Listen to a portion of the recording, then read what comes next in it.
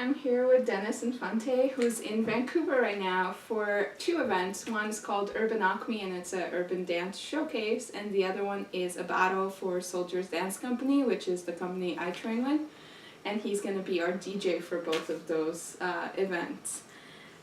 So Dennis, thank you very much for agreeing to do this interview. And thanks for having me. Yeah, and so you started dancing when you were pretty young. How old were you around? I was about 10. 10. And you were doing like party grooves and hip hop mostly, right? Yeah, so my cousin was just learning all the party dances from the music videos at that time, and then he just pulled me to the side while I was at his house and just kind of taught me the running man. That was like my first move. Yeah, and nowadays you're more known for locking rather than all the hip hop that you started with. Yeah. I think so. If you think about your locking, what's your like most memorable battle that you've had? Oh wow, there's so many. Because I learned a lot from all the different ones. Damn, it's a really good one. Off the top, I would probably say my first time meeting Fire was battling him at Step Your Game Up, 2008. Yeah, it was awesome. I didn't battle much before that, and I actually ended up going to that because I won a local jam in the Bay, and then the prize to that was just a trip to Step Your Game Up to compete at that one. And then so the first round that I had to do was against Fire. And then I always heard about him because my friend used to dance in the same crew as him. And then when I finally met him, he was just like amazing. I was like, oh crap, who is this guy? And I just got shook. But I learned a lot, so thank you, Fire, for that battle. And since then, I got more comfortable entering a little bit more locking battles and just the whole strategy behind it mentally and training for it, I guess, and how to go about answering to an opponent or going first against an opponent. So I would say I learned a lot from that battle. So I like that one a lot. Yeah. And it's a good person to exchange with, I'm sure. Yeah, he's awesome. Yeah, he's awesome. You've also done 2-on-2 battles? Yes. Who was the best partner to practice with? Well, are you talking about for any style or or just locking? Or? I was thinking more locking, but any style. Okay.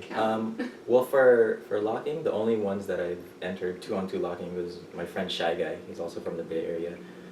It's always fun entering with him because his work ethic is he trains really hard, and he's all about, all right, let's get this right, or let's do this. So it's really fun, and I'm more just relax and goof around, so it kind of works out. And then for not locking, one time me and Lady C teamed up for an all-styles battle in the Bay Area. She was visiting, and then I was like, hey, you want to enter this together? I was like, okay. And then so we trained we met up maybe 2 days before the actual event because that's when she flew in. And she's just an amazing, talented dancer in person, and it was really cool just practicing with her, and we came up with like a few routines, and that was really fun because it was our first time working together. We met through battling at R16 the year before that, R16 the qualifier in North America, and then we battled in the finals, so we just kept in touch ever since. And then so when we saw each other again, that's when we entered together, and it was just a lot of fun. Oh, that's great. Speaking of R16, how was that? I mean, you were picked to represent the U.S. in the Korean finals, so you got to go to Korea. Yeah. How was that? How did that feel, and how was your trip, I guess? The trip was very fun. It was my first trip battling outside of the U.S. for locking, or anything at all even, and I learned a lot. It kind of made it easier. I was scared and nervous at the same time because representing the U.S. that's like a lot of weight, and I was like, but there's a lot of support from the Bay, from a lot of like the OGs and a lot of the peers and just everybody, friends from the Bay that had, they showed a lot of support, so that made me more comfortable. And it also helped that a lot of the people that I met out there were super nice and very helpful, from the staff to the people who were also battling from the other countries, met a lot of new friends, learned a lot from those battles too. So it was a really great experience. I just wish that I was able to stay there a little bit longer. Like if I thought ahead and said, okay, can you book my ticket a little bit with this time frame, and then I'll just pay on my own on these extra days. That way I could have fun and explore. But yeah, it was a very fun trip. It's beautiful out there, you know. I love the dancers out there, and met a lot of good friends. Great. Do you think that was like one of your highest moments in terms of battling? I'd say so, just because it's outside the country. Yeah, and then I got to meet P-Lock and Tony Gogo and Cohan and Woon, and it was an amazing trip. DJ Batu, I freaking met him for the first time. I always heard his mixes before, but it was cool. Yeah, good. Now onto like a completely different win. You've won Body Rock, which is now like a major choreography competition, and you entered. Who did you enter with? So this was, I think you're talking about 2007. 7, yeah. Yeah, Body Rock. So I entered that with DS Players, which is Shy Guy and Seach back in the Bay Area. So there were just 3 of us that entered that year. And your routine had a lot of foundation in it, I'm sure, since you guys are more like street dancers. Yeah, I mean, that was DS Players' first year or second year maybe. Seach is the founder of DS Players, and he wanted to just get out of the Bay and do a few performances, even if it was to compete just for fun. So we've been friends with Anna Sarau, the coordinator or the founder of Body Rock, since she first started throwing it. It used to be called Busted Group before, so we kind of just tried to go down as much and support as often as we can. So that year, Seach was like, "How do you guys feel about doing Body Rock? I mean, it's a choreo competition, but you know, we'll bring something different and it'll get our name out." I was like, "Okay." So we just did it, not having expectations, and it was a lot of fun doing that show, that routine. Mm-hmm. Yeah. Well, you guys were only 3 of you. Nowadays, most of the groups that win are like mega crews with 30, 40 people on stage, and they're very much stepping away from showing the fundamentals as hard and making sure everything looks coherent and together, and it's really becoming more interpretive and less about the street styles in the fundamental way of thinking of it. Do you think like a crew that came in like yourselves did, I guess now that's 8 years ago, could come back to Body Rock and would still be successful, or do you think that world has shifted too much to still accept just street styles in the fundamental way? Yeah, that's a good question. I don't know, because like when we went there back then, we had no expectations, and we didn't know how the crowd or the judges would respond. We kind of just wanted to do our thing. If we were to go back now, who knows, it might be different, because even just the choreography scene, it has evolved since then too. Like what they do, it looks way different than what they did back then. And then so the judges might be looking for something different nowadays, or you know, maybe just so happened to be who judged that particular event that we did. But you know, we tried to go back the next year, or either the year after that, that we did it, and I think that's when they put a limit as to how many the minimum could be. Oh, okay. And we're like, oh, we can't do it, and then so it's either we find more people to fill in those spots, but then Seach, John, and I were just like, nah, it has to be like 3, so we'll just not do it. But then I think they changed it after a while, a few years later, to 4 minimum, because I think there was a group from Japan that did it, and there's only 4 of them, so I'm pretty sure that's the minimum now. Okay. Yeah. Is it something you would ever consider doing again? Yeah, it's a fun show, you know, and if there was a good event, we'd love to come back. It's just hard for me, Seach, and Shy Guy to meet up because everybody lives so far away. Right. Seach lives in Gilroy, which is about maybe an hour away from where I stay. He used to live closer at that time. And then Shy Guy, he moved to LA. He's actually back in the Bay now, and I've been seeing him more often, so hopefully we'll be able to meet up with Seach, and who knows, doing something again in the future. Yeah, looking forward to seeing something coming out of that.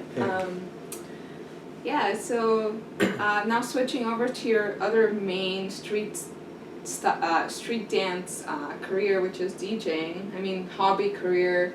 You can see it in different ways. How has DJing changed your dance? I would definitely say that both of them help each other out. Okay. How so? Yeah, so DJing as a dancer helps because, especially for jams, because I know what I like to dance to and I'm familiar with the community and what they like to dance to. Mm-hmm. So it kind of gives me a head start on what sounds good to certain dancers.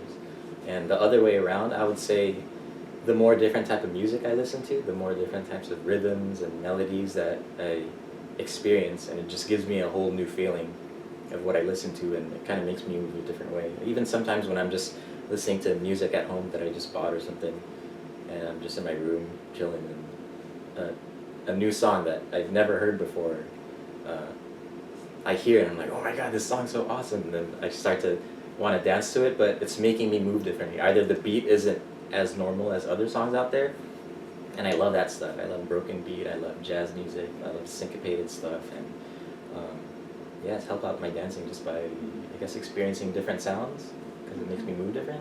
Yeah.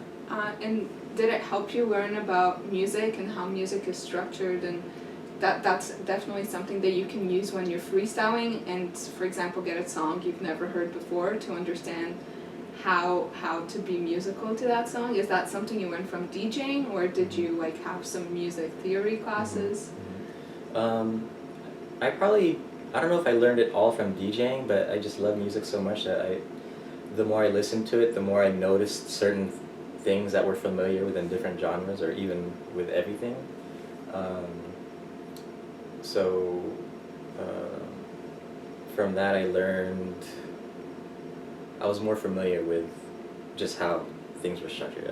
I've always wanted to take a music theory class though. I did take a history of jazz class, and I learned a lot from that one, but it only applied to jazz, but still it still made sense if I thought about it in other terms too, like other genres of music. Okay. And you mentioned before you like experimenting when you hear different types of music. Is there any like particular style of music that is like your favorite besides the usual soul and funk to practice locking with? Yeah. To practice locking with, you said? Yeah. Strangely, I really like to practice locking to some of the newer hip-hop beats, like instrumentals that are coming out right now. It's even like its own genre, just like beats or producers or like beat music. So stuff like J Dilla instrumentals, or Taku, or Shashu stuff. Even though those are more known for hip-hop or popping. Okay. I don't know. I like locking to those. Yeah, to some of those. And do you know why? I don't know. It's just, it gives me a different feeling, and even some of the newer hip hop stuff. Normally, dancing hip hop, I don't like to dance to hip hop with the bouncy music, like the whatever, like that type of stuff. But with those rhythms, it was kind of easier to just play around with like double locks or something. So practicing to hip hop music kind of made me experiment with different approaches to the same movements that I've been doing for whatever. Yeah. Do you ever try to mix them up a little? I think so. Probably more often than I should, or I don't know that some people would think, but it's just fun to me. I'll mix a lot of steps up, but I'll still try my best to give it that locking feel. Or I'll even switch it up. I'll take the locking feel out and see how it works with a different type of feel. Yeah. Do you think that practicing to different types of music gives you an advantage in all style jams? I think so. It also just depends on the judges. Sometimes the judges look for somebody who does strictly foundation, is super strong at it, or they want somebody who's like can do it all, or somebody who is just different. So I think there's an advantage when some people can kind of fuse it together, or just able to show that, okay, I can throw this house step into this locking move, but still make it feel like it's still a part of locking, or I'm doing this whacking movement, but I'm also mixing it with locking, and you can't really tell which one it is. So kind of like what Bruce Lee used to say, right? Is like having no way at all is like one of the most dangerous approaches in like martial arts. There's definitely a way of mixing things, but still keeping it a way of mixing things that's just a big mess. yeah. Do you judge much battles? Competition sometimes, yeah. What do you look for? For example, if you were in an Mhm. all-styles jam, what would be Mhm. something that you would look for in a dancer? For me, I look for just dancing and like Just groove, dancing. And then maybe technique after. I would rather, and that's not to knock anybody who's like all about like technique or whatnot, but to me, I just want to see somebody who makes me want to dance too. I want to feel what they're feeling. Mm-hmm. Even if they're doing the simplest stuff, I tend to vote for that person more than somebody who's doing a lot of super crazy technical tricks and super on beat. But if they don't really make me feel like I'm dancing, or they don't make me feel like I want to dance, or I don't know. It's very subjective, right? So for me, my personal choice would be the more dancier side. Right. And then if they're both dancey, then that's when I'll be okay, who has like better technique and stuff. And of course, just because somebody's dancey, if I can tell if their technique is bad too. So even though I put that secondary, I still kind of balance it out. But yeah. And do you Mhm. think that's so important to you because of your like relationship to music? The fact that you need to see a feel coming out of the dancer rather than just technique. I think so, yeah, because for us, I mean, we dance to music because we love it and we enjoy it, right? And it makes us feel a certain way, and it brings out different emotions, and through those emotions, it makes you move certain ways. So I think over the years, I've learned to see if certain things are forced or if the person's really feeling it in that moment. Yeah. Just gonna wait for him to do that. You're doing good. Thanks. You're good too. Yeah. Very good questions. Really. It's going faster than I thought. Do you have anything you want me to ask you? Not that I know. If you want to promote something, I could ask. Wait, is there anything going on? Maybe just like any last words or something. Yeah. Just wanted to thank Funk Stylers Okay. and you, everybody here.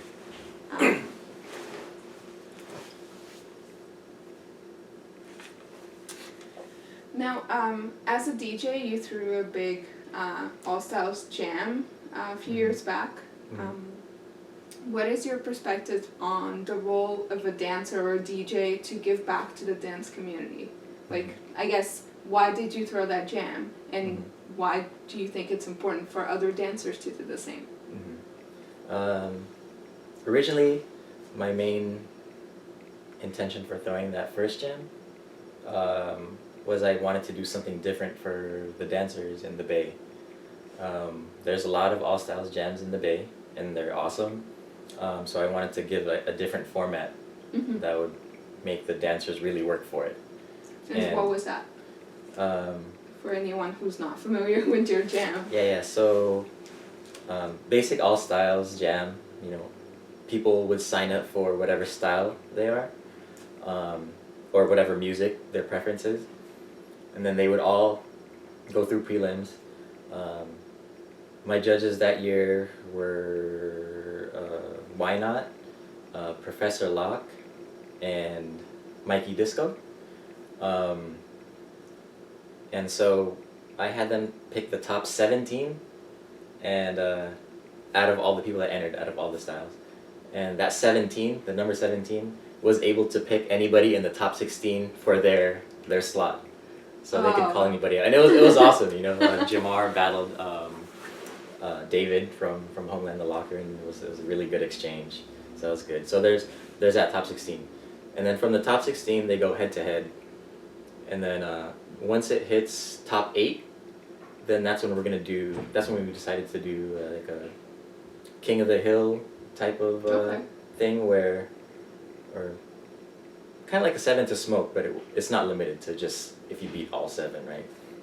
And then so from there we kept going, and we had 3 different rounds. So one of them would be, I guess, different genres of music they would be battling to for those little 20-minute rounds during those King of the Hill battles. Wow. So they had to go through a lot. Yeah. And it was like a gauntlet almost, right? So, I mean, it was fun throwing it, and we got a lot of good feedback and response. People enjoyed it. The person that won it that year was a Playboy Sticks, Bryce. Interesting name. Yeah, he goes by Sticks, but we all know him as Bryce. He gets down with the Playboys, the Strutters over there, San Jose. He won it that first year. I haven't thrown it since, but I've been wanting to. But I think, just to answer your question, going back, just doing something different for the community is what I kind of wanted to do. Right. Just something different that they could participate in and have fun with, something that I would have wanted to enter, like a format, but I also wanted to do the music. Yeah. And it's like stuff that I would want to see dancers dance to. So that was the funnest part. That was also challenging because throwing an event and DJing at the same time was hard. So I was lucky to have friends to like help me out, from emceeing to coordinating at the door and everything. Everything worked really well. Yeah, when you're organizing, you can't be in every place at once. You really need people you can trust. So. Yeah. Do you think that amount of work is what might stop some dancers to throwing events that they might really want to do, but it's just too much work? Yeah, it is a lot of work. The first event that I threw, not a jam, but just like another show, and it kind of had like a battle in it, that was a lot, and it's always like a learning experience, and it's very intimidating, but once you do it, and then when you see the people having fun during that event, it makes it worth it. Yeah. You know, and then last minute of that jam, we decided to just take the profit, what we made there, and just donate, because it was around Christmas time too. Okay. Or was it Thanksgiving? It was like one of those holidays. We donated that money to Salvation Army. Oh, that's great. And like locally in San Francisco, and it just kind of gives like that good feeling. Hey, kind of, help give back, and everybody had a good time, and I had a good time, so everybody wins. So yeah, that's great. And did you had a cash prize, right? Yeah, it was a cash. And nowadays, I feel like a lot of dancers are relying on these cash prizes, sometimes almost as a way to like pay their bills. Yeah. Do you think that's taking away a little from the fun of just jamming or exchanging just for the love of the dance? I think it depends on who the person is and what their situation is too. Because there's some people who's motivated by the cash prize, but they're not necessarily surviving on it. So maybe they'll be more relaxed about if they don't win or not. But then for the people who might be entering the battle and they're really depending on winning, it could still be fun for them, I think, because maybe that's what really drives them. Maybe that's the fun part, the challenge. For me, what makes it fun is just the dancing with the other person or battling whoever I'm battling, or the music, if the music is good. Right. Yeah. But I could see it going both ways, I'd say. Yeah, I could see the fun being taken out if they're taking it too seriously and they're not having fun with it. And if they lose, then it's like, then everything comes crumbling down, and there's like a lot of stress there because they were really relying on it. Yeah, so and pressure. Yeah. I don't know, it's not fun. Yeah. How about you? Do you just dance, or do you have a job? How do you pay your bills? Because So I don't just dance.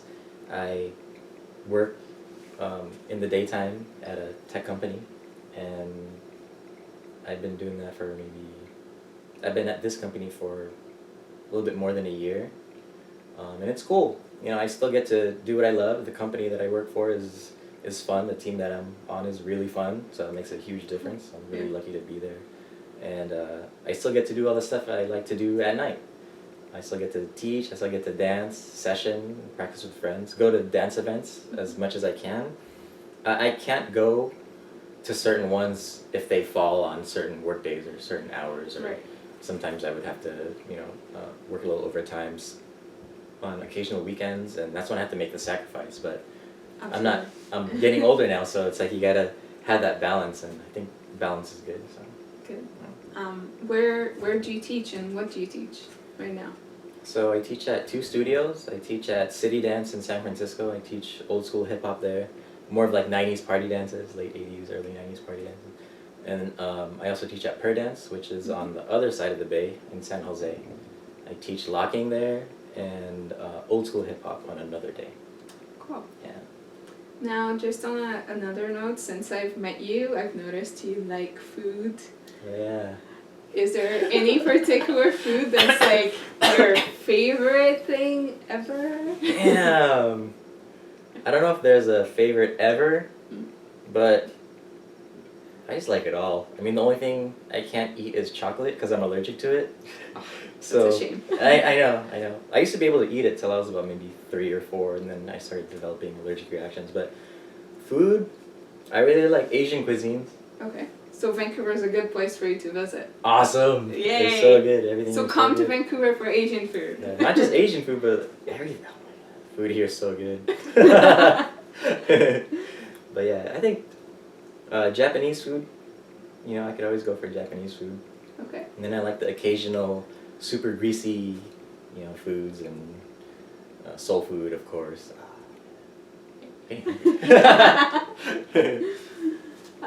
Okay. Any other words, anything you want to share before we end this interview?